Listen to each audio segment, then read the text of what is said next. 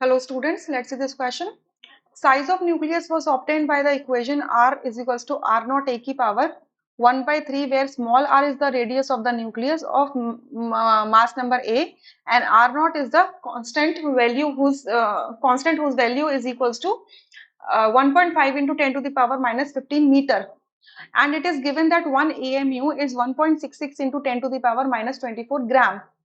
The nuclear radius of 6 carbon 12 is 3 into 10 to the power of minus 15 meter. What is the density ratio of dc upon dH2O? Density ratio निकालना है किसका? Carbon का and water का. ठीक है. सो सबसे पहले हम जानते हैं कि द डेंसिटी ऑफ वाटर कितनी होती है? 1 ग्राम इन 1 ml होती है, और आई कैन से 1 ग्राम पर सेंटीमीटर क्यूब होती है.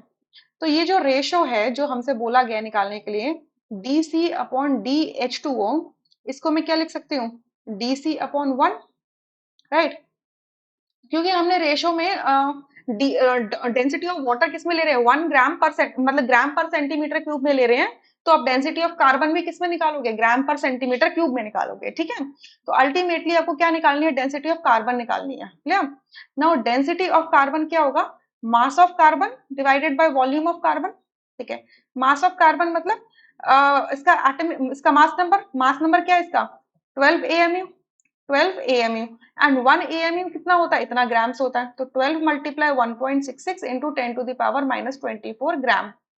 ठीक है. एंड वॉल्यूम, क्योंकि इसका कार्बन है, जो इसका जो न्यूक्लियस है, इसका रेडियस अगर हमें दिया है तो इसका वॉल्यूम क्या हो जाएगा? क्योंकि हम इसके रेडियस को, इसके न्यूक्लियस को क्या मान लेंगे? स्फीयर मान लेंगे. तो इसका वॉल्यूम हो जाएगा 4/3 पाई आर क्यूब. आर कितना दे रखा है? 3 into 10 to the power minus 15 meters दे रखा है. तो मीटर्स में लिखा है तो मैं इसको क्या लिख सकती हूँ? 3 into 10 to the power minus 13 centimetre लिख सकती हूँ, राइट. कन्वर्जन फैक्टर बहुत इजी होता है करना. इतना ऐसे लिख सकते हैं. इसको क्या कर दो? क्यूब कर दो. चलो इसको सॉल्व करो. सो ये हो जाएगा 12 मल्टीप्लाई 1.66 मल्टीप्लाई पाई की वैल्यू कितनी होती है? 22/7 होती है. सो ये 3 और 7 रेसिप्रोकेट होकर ऊपर चले जाएंगे. ठीक है. Into 10 to the power minus 24 divided by 4 into 22 multiply 3 का क्यूब कितना होता है? 9. 3 3 जा 3 का क्यूब कितना होता है? 3 मल्टीप्लाई 3 मल्टीप्लाई 3. 3 3 जा 9, 9 3 जा 27. So 27 multiply 10 to the power minus 39 centimetre cube. Clear.